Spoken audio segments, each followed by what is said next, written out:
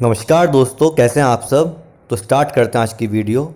हम बात कर रहे हैं मोल कॉन्सेप्ट के बारे में। तो उसमें आज का टॉपिक है कि एटॉमिक मास और मॉलिक्यूलर मास में डिफरेंस क्या है। लास्ट वीडियो में मैंने बताया था आपको कि एटम और मॉलिक्यूल में डिफरेंस क्या है। आज हम देखते हैं उनके मासेस में डिफरेंस क्या है। ठीक है। तो दोस्तों, अगर वीडियो अच्छी लगे तो लाइक करिएगा और चैनल को सब्सक्राइब करिएगा। चलिए स्टार्ट करते हैं आज की वीडियो। तो दोस्तों, जैसे कि मैंने आपको लास्ट वीडियो में एग्जांपल दिया था कि CaNO3 का होल ट्वाइस, इसका नाम है कैल्शियम नाइट्रेट। ठीक है। तो मैंने कहा था इसमें जो एटम्स की संख्या है, एटम्स जो हैं इसमें वो कितने हैं ज़रा बताएंगे आप। एक कैल्शियम, कैल्शियम यहाँ पर 1 दे रखा है मुझे। ठीक है। और अगर बात करूँ मैं नाइट्रोजन की, N, तो 2 हैं N। ठीक है।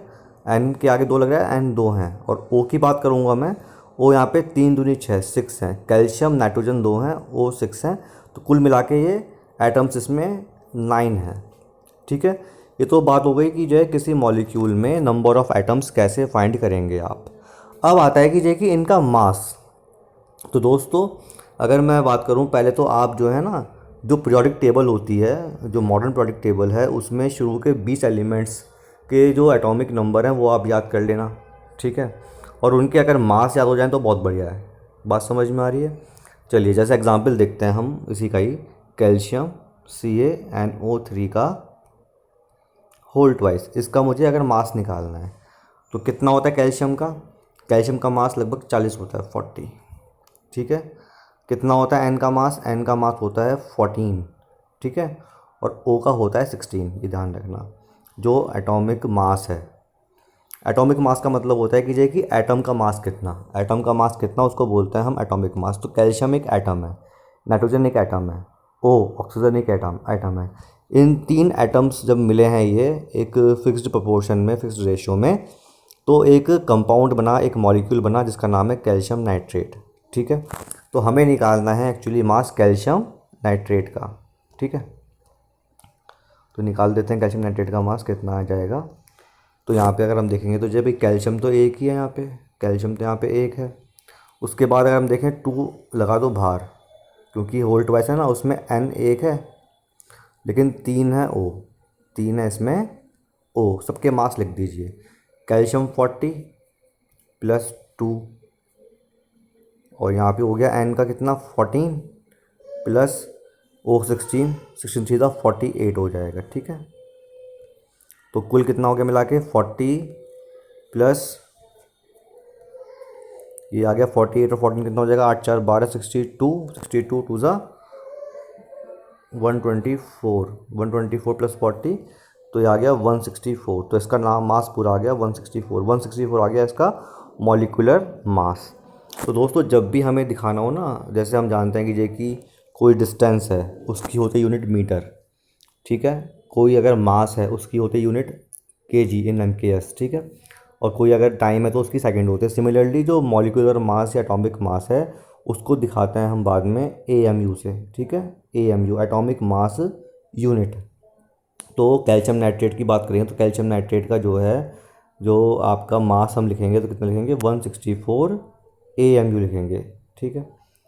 अब आपसे पूछता है कभी कभी एग्ज़ाम में कि भाई 1 AMU की डेफिनेशन क्या होगी, 1 AMU होता कितना है, क्या डेफिनेशन है इसकी। तो दोस्तों, साइंटिस्टों ने डिस्कवरी की थी कि कार्बन 12 एक आइसोटोप है कार्बन का। कार्बन 12 जिसका मास 12 दे रखा है, कार्बन 12 आप लेंगे, उसका 1/12 पार्ट ले लो आप। इस एटम का, कार्बन का एक एटम लो, उसका 1/12 पार्ट ले लो। इसका जो मास आएगा वो 1 AMU के बराबर होता है। कार्बन 12 आइसोटोप का जो के 1/12 पार्ट का जो मास है, वो आप वेट करेंगे, अगर वो वेट किया साइंटिस्ट लोगों ने, तो वो 1 AMU उसको बता दिया गया। ठीक है। बात समझ में आ रही है। तो जब भी हम लिखेंगे एटॉमिक मास या मॉलिक्यूलर मास, तो वो AMU एक यूनिट होती है, उसमें लिखते हैं। माना कि मैं एग्जांपल दूं H2O, तो पानी का अगर मैं मास लिखूं कितना आएगा भाई, 2 इंटू H का मास प्लस 1 इंटू O का मास। तो 2 इंटू H तो 1 है और O है 16, तो कुल कितना आ जाएगा यहाँ पे, 2 प्लस 16 इज इक्वल टू, ये आ जाएगा 18। तो 18 जो है, 18 AMU बोलेंगे हम। 18 AMU मास है किसका, पानी का, एक मॉलिक्यूल का, वाटर का मॉलिक्यूल का मास कितना है 18 AMU। वैसे जो है एच का मास कितना है, एच का एटॉमिक मास कितना 1 AMU, और ओ का जो एटॉमिक मास है कितना है वो 16 AMU होता है। बात समझ में आई? तो आपको आइडिया हुआ कि मॉलिक्यूलर मास क्या होता है, एटॉमिक मास क्या होता है, और कैसे निकालते हैं मॉलिक्यूलर मास। एक आपके लिए एक्सरसाइज है, क्वेश्चन है घर पे करने के लिए, उसका निकालिएगा।